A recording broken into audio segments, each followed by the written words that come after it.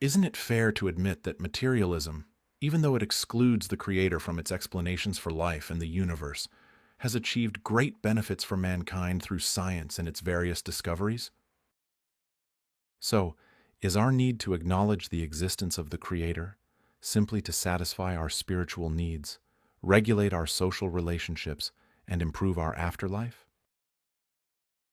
If we prove that most scientists of any given time are materialists in their interpretations, isn't this an indication that acknowledging a creator for the universe is not necessary for progress in sciences and discoveries? In fact, didn't the West advance only after they limited the role of religion in their lives? Doesn't this indicate that religion obstructs progress in science?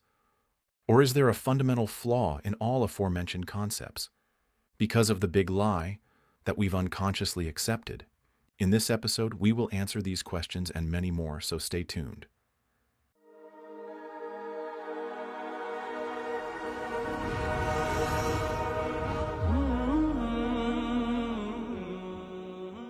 Peace be upon you. While sitting enjoying Allah's blessings, we hear a loud noise. We head toward the source of the noise and see a handsome boy called Science, whose face is smeared with black paint, grabbed by a masked person planning to kidnap him and claiming to be the boy's father. Another person accuses the masked man of stealing the boy from him. We listen to each of them and feel that the masked man's voice is familiar, but we don't know who he is. In this episode, we will examine the ancestry of this boy in order to hand the boy over to his true father and unmask the masked man to identify him. Let's perform a DNA test to see who is telling the truth and who's lying. Both men are claiming to be the father of science. The first represents the system of belief in the Creator, which acknowledges that there must be a Creator for this universe and life, who is needed by everything while needing nothing. We took a sample from the system of belief in the Creator, and we found that its knowledge is based on 4 bases, just like the nitrogenous bases in genetic material: innate nature, mind, testimony, and senses. This system explains the universe and life based on input from these 4 bases. These interpretations include unseen things that has been validated by the integration of these bases. We turned our attention to the masked man, but before examining his genetic material, we asked him, "Who are you?" He answered, "My name is Materialism, and sometimes they call me Naturalism." What does materialism or naturalism mean? He said, "It means that I do not acknowledge intangibles in interpreting the universe and life. Instead, I revert everything to matter and explain the universe and life based on material things, nothing else." Because of this, I was able to father my son, Science. So you can say that I am the father of science. Or his mother, as Mann, Bendra, and Roy says, the materialist conception of the origin and evolution of the universe is the mother of science. Wait a minute. You don't acknowledge the unseen. Are you atheism? He said, "No. What atheism? I have nothing to do with atheism or the conflict between religion and atheism. I judge everything objectively. Atheism is a predetermined dogmatic position, while I do not have any predetermined viewpoints." But you said that you proceed on the basis of denying the unseen. Isn't this an ideological position? He said, "No, I exclude the unseen because this is what science indicates. Science has proven to me that the unseen is not required." Come on, man. You say that you fathered science after you excluded the unseen from the interpretations of life and the universe. But now you are saying that you excluded the unseen as a result of science. So let's get this straight. Is science a premise or a result? Did he result from excluding the unseen, or did he produce this exclusion? Is he your father, or are you his? The masked man said, "Science and I are one thing, as many scientists believe." It looks like we're facing another trinity. You are the father, Science is the son, vice versa, and both of you are one. Don't you, masked man, notice your confusion in determining your relationship with science? The masked man said, "You can say that science and I have common origins. We revolve around each other. If science shows me something new, I will accept it, no matter what. As per this 2018 paper, The Naturalism of the Sciences." "You don't have any pre-existing judgments?" He said, "No." "Are you ready to go where science takes you?" He said, "Yes." "Are you sure?" He said, "Of course. That's why they call me Scientific materialism. Science and I are one thing. The masked man, trying to show his impartiality and objectivity, continues, "It is not my job to deny or prove the existence of God. This issue does not concern me. Science, including evolution, has not disproven God's existence because it cannot be allowed to consider it, according to Dr. Scott C. Todd in Nature.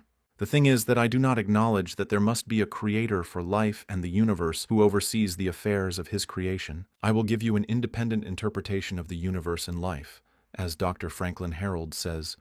Let me, therefore, state unambiguously that I, like the vast majority of contemporary scientists, see the living world as wholly the product of natural causes." The masked man continued, "I alone can provide convincing explanations through my son, science.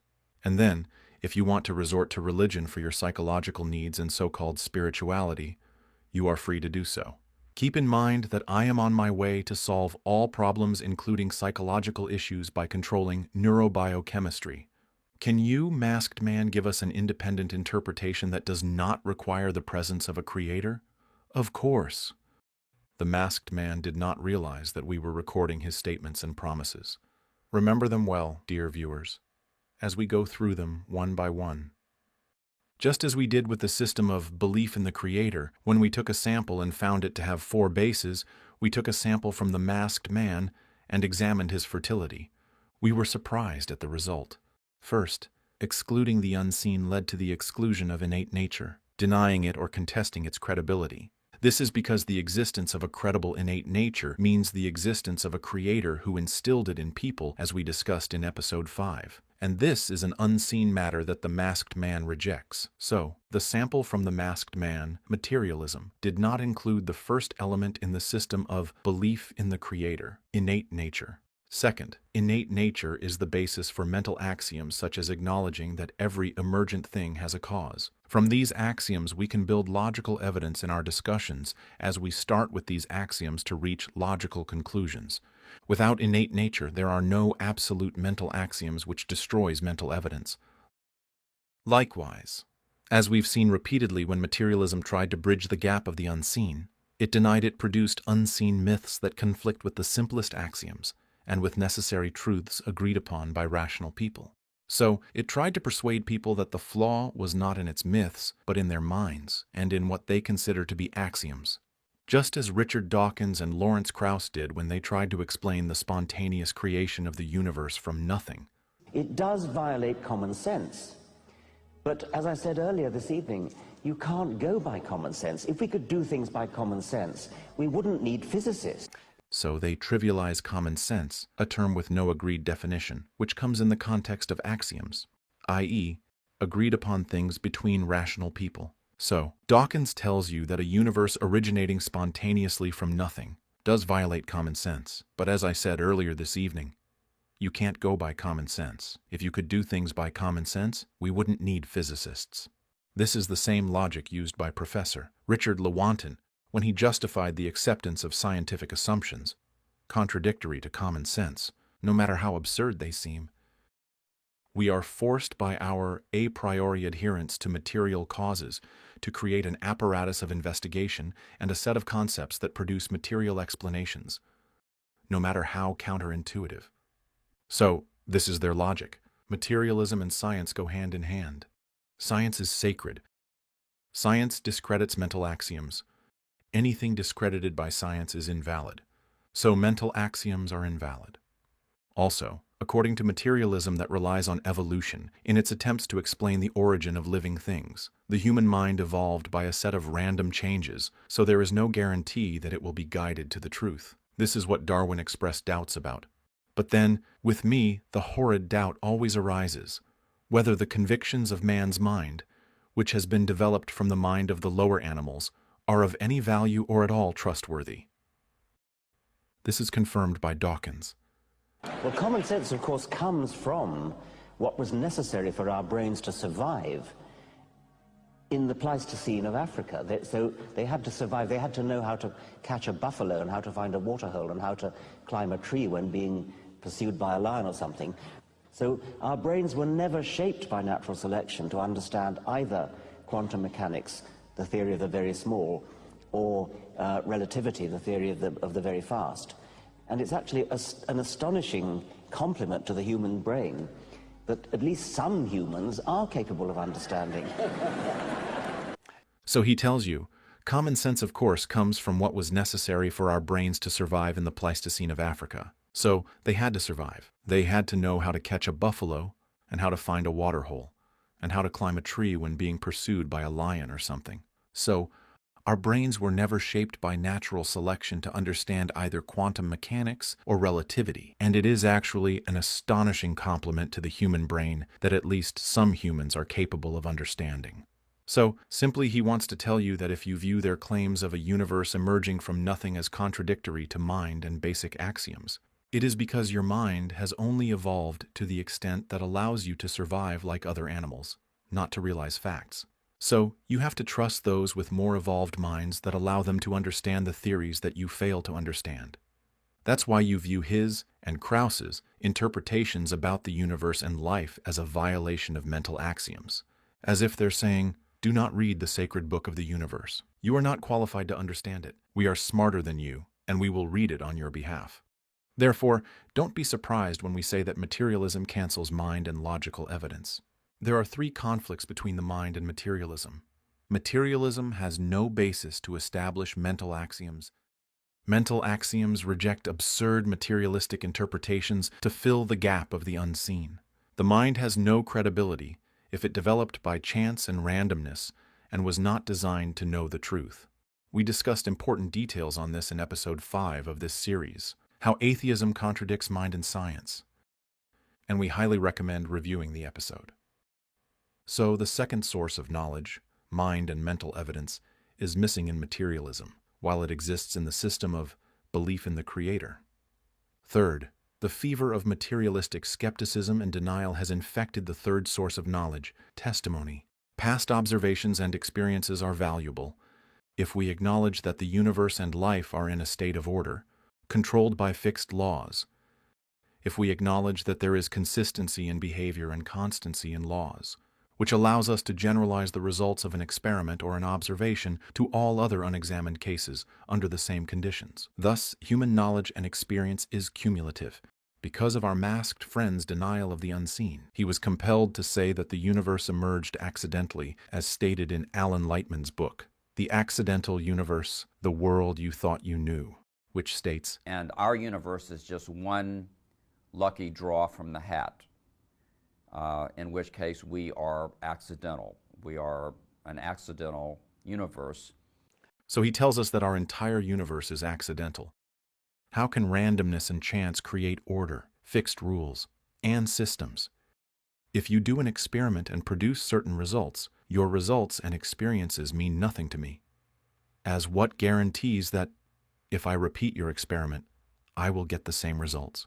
This is only guaranteed under fixed laws and systems, while the randomness of materialism does not guarantee any of this. Therefore, the testimony of others about their experiences and observations are worthless, no matter how reliable or repetitive they are.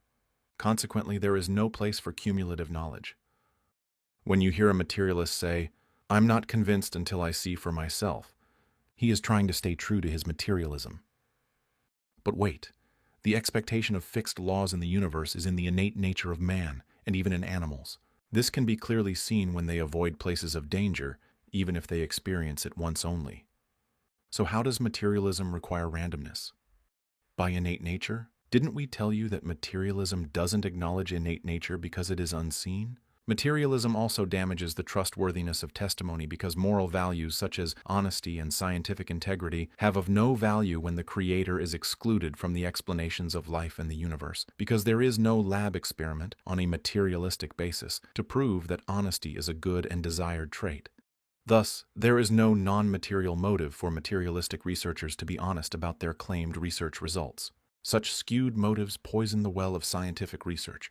So, the sample from the masked man, materialism, was missing the third element that exists in the system of belief in the Creator, testimonial evidence.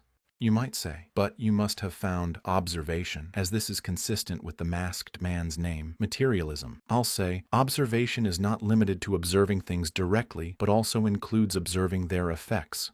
Many physicists say, The known kinds of matter and energy make up only about 4% of the universe. The nature of 96% of physical reality is literally obscure. They call it dark matter and dark energy. Have you seen it? No. Then why is the acknowledgement of its existence scientific? They said, from its effects, what we observe from the behavior of tangibles necessitates that it must exist. The universe is expanding rapidly, and this expansion requires energy, which we call dark energy. Watch this clip of the physicist Harry Cliff. But in 1998, astronomers made the stunning discovery that the expansion of the universe is actually speeding up. The universe is getting bigger and bigger, faster and faster, driven by a mysterious repulsive force called dark energy. Now, whenever you hear the word dark in physics, you should get very suspicious, because it probably means we don't know what we're talking about. So he warns you that the word dark should make you suspect that they don't know what they're talking about. They know nothing about it, yet they believe it exists from its effects. Let's set aside the issue of whether this energy truly exists. What concerns us here is that the scientific community fully accepts, with conviction, the existence of something based on its effects, while our masked friend excluded the existence of a creator, even though his effects, everything in the universe, point to him, as if he's telling us, effects are meaningless. I must see the thing. I must feel it directly. On the other hand, when the masked man needed to fill the gap of the unseen, he made up stories about extraterrestrial aliens that seeded life on Earth, about multiple universes to explain the fine-tuning and so on. He presented us with things which none have observed, directly or through their effects, a clear violation of correct observation. Materialism contradicts the known definition of sensory observation as directly observing something or sensing its effects. Instead, it presents delusions that contradict observation. And so the sample from the masked man was missing the fourth and last source of knowledge that exists in the system of belief in the Creator: observational evidence. So we could not find any source of knowledge in the masked man's sample. Instead, we found him completely infertile. He could not have fathered this handsome boy. Science, which he claims as a son. So both systems, belief in the Creator and materialism, were examined. Before we issue our final verdict, let's take a DNA sample from the boy, Science, to see whose features he inherited. Thus far, we've called him Science for short, because the Arabic term is not one word. It is observational experimental knowledge, which existed before the term science was coined, in a nation other than the one that coined it, as we will see. So, from now on, whether we say science or experimental knowledge, we're talking about the same thing. We took a sample from science and asked ourselves, what is science? The British Scientific Council, after a year of working on a definition, came up with what they claim to be the first official definition of science ever published. What is this definition? Science is the pursuit of knowledge and understanding of the natural and social world, following a systematic methodology based on evidence. Knowledge, understanding, and evidence are all mind-based concepts, but the mind has no credibility according to the fundamentals of materialism. British biologist Thomas Huxley nicknamed Darwin's bulldog, i.e., Darwin's pet dog, because of his intense enthusiasm for Darwin's ideas, defined science as science is simply common sense at its best, that is rigidly accurate in observation and merciless to fallacy in logic. Common sense, which they ended up rejecting. As for logical fallacies, we have seen how the materialistic myth of evolution is the best example for a mixture of compounded logical fallacies. Keep in mind that we have not finished the list yet. We've only reached the 13th fallacy. Empirical science formulates hypotheses and establishes laws and theories, as Dominique Lecour said in La Philosophie des Sciences. Theories. What is the definition of a scientific theory? Let's see according to the American National Academy of Science. Theory. In science, a well-substantiated explanation of some aspect of the natural world that can incorporate facts, laws, inferences, and tested hypotheses. Let's go through the definition. Theory is a well-substantiated explanation. So the mind is required to judge if the evidence is substantial, of some aspect of the natural world that can incorporate facts. In the episode, How Atheism Contradicts Mind and Science, We saw how there are no truths except by acknowledging the Creator, and that denying Him leads to statements such as, "The truth is relative, and there is no such thing as the absolute truth." Laws, which indicate a state of consistency, and fixed cosmic laws, which cannot exist through randomness and coincidence. Inferences, which require the mind and the deduction of intangibles from their tangible effects. And tested hypotheses, with results from the testimonial evidence of the researchers who conducted the research. It is a definition packed full of innate nature, mind, testimony, and observations, including tangible effects of the intangibles, so that our discussion isn't purely theoretical. Let's take an example from experimental science and, while examining it, scrutinize the face of the boy, science. Will we find a resemblance to the features of belief in the Creator, or materialism?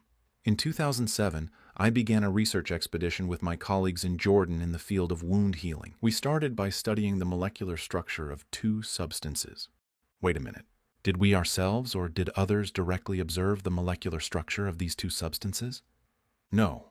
The molecular structure of a substance is inferred through its observable effects, even when the structure itself is unobservable. This is achieved through analytical and organic chemistry tests. Some research had indicated the capacity of these two substances to help with wound healing.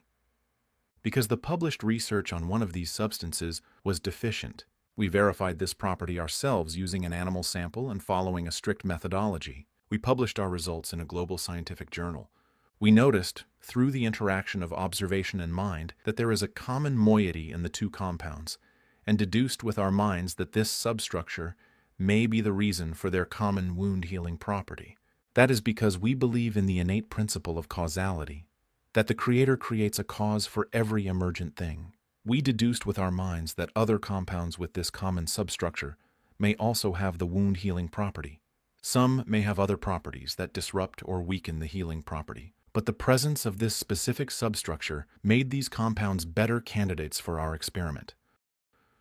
We used a software program to plot the three-dimensional structure of the compounds and ran it for about 40 medicinal compounds, to arrange them according to their similarity to the common moiety that we noticed in the initial two compounds. We started testing the compounds in this order on wounds we caused in animals. How did we learn about the benefits of all the chemical, microscopic, and mechanical tests we used? From the experiments of those before us. Since the universe runs according to fixed laws, we could expect their applicability in our case, so we build upon it as human knowledge accumulates. After a long journey, we proved that two of these compounds do actually help in improving the quality of healed wounds, published these results in a U.S. magazine, and obtained 2 patents for the 2 compounds. But wait a minute. Why do journals publish the results of such experiments? What do these results mean for the rest of humanity? They publish because they all believe in the principle of consistency and in the persistency of laws, which allows others to build upon the results of past experiments and benefit from them. Otherwise, the citations and references at the end of every scientific research have no value if there are no fixed laws and testimonial evidence is discredited as materialism dictates. Every genuine scientific research is based on causal relationships among observed things or their effects. This is built on the conviction that there are facts and laws in this universe, the testimony of other researchers after the necessary authentication, and the use of the mind throughout the entire process. Causality, innate nature, mind, testimony, authentication of the testimony, fixed laws, observations, and effects. Do you see these features in the system of belief in the Creator, or materialism? So, the verdict is out to return the kidnapped boy, science, from the masked man, materialism, to his true father, the system of belief in the Creator.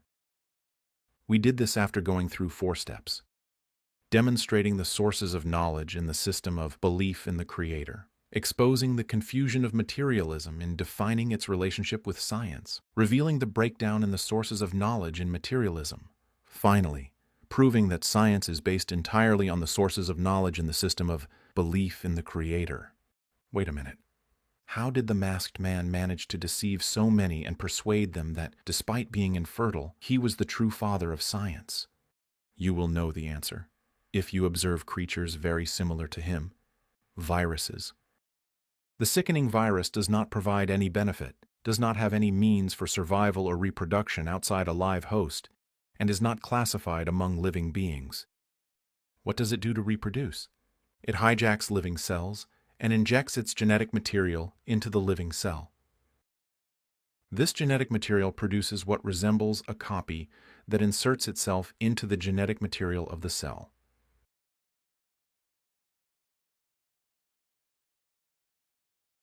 Genetic material readers are then fooled by the viral copy and read it as they read the normal genetic material of the cell and produce more of the virus, which then takes off to invade other cells, corrupt them, and harm them, offering them no benefit whatsoever. This exactly is what materialism does. When we restricted him to his declared starting position, denial of the unseen, all his sources of knowledge collapsed beneath him, leaving him suspended in the air. So, he had to resort to hijacking an integrated comprehensive system. The materialism virus injected his harmful genes into the souls of mankind.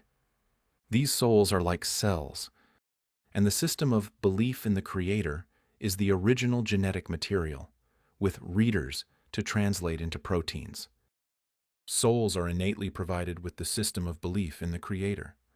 The materialism virus slyly injected its genetic material in souls. The readers came along to read the genetic material which contains the sources of knowledge along with the material from the materialism virus.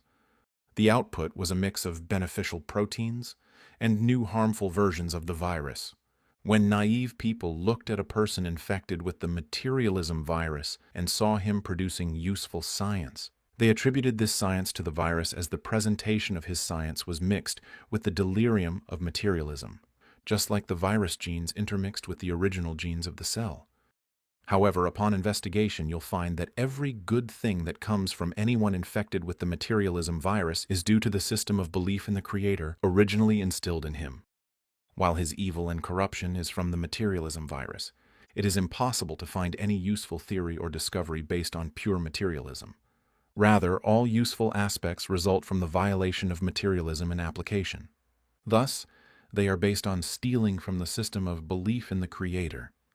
It's not scientific to list names of famous materialist scientists and for me to respond with a list of Muslim or non-Muslim believers, like Bacon, Galileo, Kepler, Newton, Maxwell, Max Planck, etc. Rather, the correct scientific approach is to search for the sources of beneficial knowledge in both the materialist and the believer. Show me one useful research based on the conviction that the universe is random, without any laws. Show me any discovery that resulted from the denial of innate principles and mental axioms. You might say, Westerners advanced when they got rid of religion. I ask you, which religion? They got rid of false unseens that contradict mind and innate nature, related by false testimony. They were liberated from falsely restraining the mind.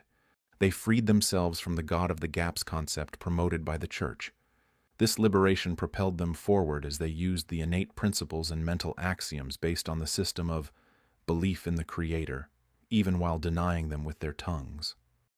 They built upon the achievements of preceding scientists who were not afflicted by the materialism virus. Dear viewers, people are vessels where many inputs intermix and an output is produced. These inputs may contradict with each other. You may find someone claiming a materialistic outlook while contradicting materialism in all his scientific activity, violating the requirement of materialism to ignore innate nature and mind. He may be active in observation and experimentation. In this case, should his discoveries and achievements be attributed to the materialism he claims but ignores in his scientific practice? Imagine a researcher produces research that states, after months of surveying the most famous biologists, I found that most of them lie in their daily lives, which indicates that lying leads to scientific success and excellence. Is that scientific logic or a joke?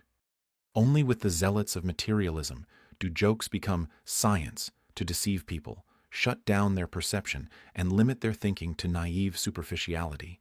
We are not saying that experimental science is a product of scientists who believe in the Creator, nor are we concerned about the ratio of believers versus deniers. All we're saying is that all useful science produced by any scientist is the product of his commitment, in his research, to the knowledge sources in the system of belief in the Creator, whether he notices or admits this commitment or not. If the naive person who says most of the scientists are materialists, which shows that materialism is the cause of progress in empirical science, had lived in the centuries when Muslims were the leaders of science, while Europe drowned in ignorance and backwardness, what would he say? What would he say if he read Robert Briffault's book, The Making of Humanity, which refutes the claim that Bacon set the foundations of empirical science? Briffault says it was under their successors, at that Oxford school, that Roger Bacon learned Arabic and Arabic science. Neither Roger Bacon nor his later namesake has any title to be credited with having introduced the experimental method. Roger Bacon was no more than one of the apostles of Muslim science and method to Christian Europe. In this episode, our goal wasn't to relate science to specific people, but to the system of belief in the Creator, which exists innately in these people, even those infected by the materialism virus, to the point of delirium. You might say, why do you combine odd statements from Lewontin, Dawkins, Krauss, and the like? You believers also have odd statements from your scholars, and I can combine them for you. I tell you, the statements I quote from materialists are the natural result of their materialism. They are an embodiment of materialism rather than an anomaly, while the statements of some scholars in the faith system are clearly anomalies to the system, so their statements represent them personally, not the system. Accordingly, if a materialist scientist says, "I do not deny rational axioms and I don't doubt the mind credibility," we say, "Beautiful. But you have to admit that this contradicts with your materialist ideology, which necessarily leads to the denial of mind and axioms." Now we know how the masked man managed to delude people into believing that science was his child. He pirated science like a virus. Then, to step up the deception, he blackened the boy's face with soot to conceal his true features so that people would believe his wrongful paternity claim. That is why you see them overusing phrases that mix the facts of science with materialist delirium, as if they were the same. In this paper, for example, they list, among the Western science assumptions, the material universe is accidentally assembled from the smallest physical units into larger structures and interactive patterns through the workings of discoverable natural laws, a sentence whose beginning contradicts its end.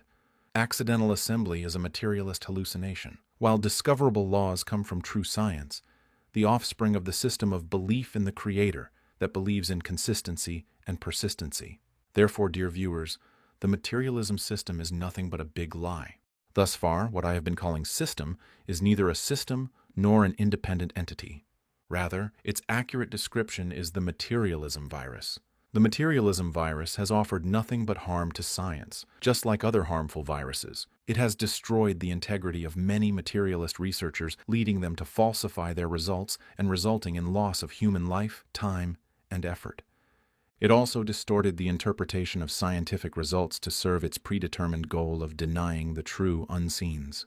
We've seen shocking examples of that in the episode. Science and homosexuality, and in the models of pseudoscience reviewed in this series thus far. Then the materialism virus harnessed some aspects of science for destruction and aggression. Even the senses were not spared by the materialism virus, as it didn't forbid the forbidden or provide a solid basis for morality. As a result, people abused liquor, drugs, and hallucinogens, so they saw and heard delusions and fantasies. So nothing remains intact under materialism, neither religion, innate nature, mind, testimony, senses, experimentation, nor any integrated system of dealing with existence. And everything falls apart. After all that refer to this great verse, so that your heart can feel it word by word. Obey not whose heart we have made heedless of our remembrance, and who follows his own lusts, and whose affair became a total loss. So, all the claims of our masked friend were lies.